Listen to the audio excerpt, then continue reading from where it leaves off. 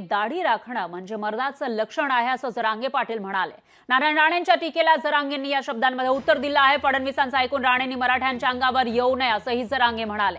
दाढी वाढवून कोणीही छत्रपती होत नाही असं नारायण राणे यांनी म्हटलेलं होतं आणि टीका केली होती। त्यावरून आता मराठा आंदोलक मनोज जरांगे पाटील यांनी उत्तर दिलं आहे। दाढी राखणं म्हणजे मर्दाचं लक्षण आहे असं जरांगे म्हणाले। तर नारायण राणेंच्या टीकेला जरांगे पाटलांनी उत्तर दिलंय आणि फडणवीसांचं ऐकून राणेंनी मराठ्यांच्या अंगावर येऊ नये असा इशाराही जरांगेंनी दिला।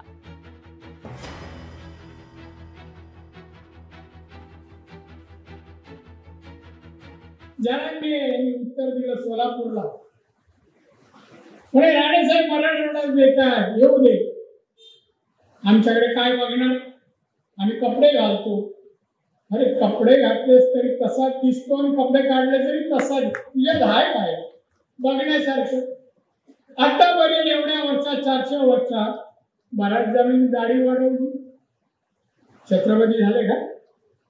नाही हो, दाढी वाढवून गुणात्मक व्हायला पाहिजे।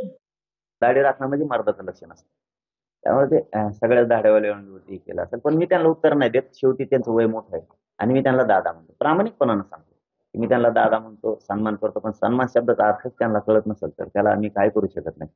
आणि ते जे बोलतात ना ते त्यांचे शब्द नाही, ते देवेंद्र फडणवीसांचे। देवेंद्र फडणवीसांनी जसं ओबीसीचा छगन भुजबळ आणि बाकीचे नेते विरोधात घातले, तसंच मराठ्यांच्या अंगावरती त्यांना घालायचं असं त्यांचं ते शब्द त्यांचे। आम्ही तुमचा सन्मान करतो, तुम्ही जर बोलतच राहणार असले फडणवीसांचं ऐकून तर समाजाचा नाविलाज होणार, कारण समाजाला घेतलेला टिकलेला नाही। शेवटी पुन्हा एकदा दादा म्हणून सांगतो की देवेंद्र फडणवीसांचं ऐकून मराठ्यांच्या अंगावरती किंवा आमच्या गोरगरिबाच्या आंदोलनाच्या अंगावरती येऊ नका। लोकशाही मराठी ऐका, पहा, जागरूक रहा।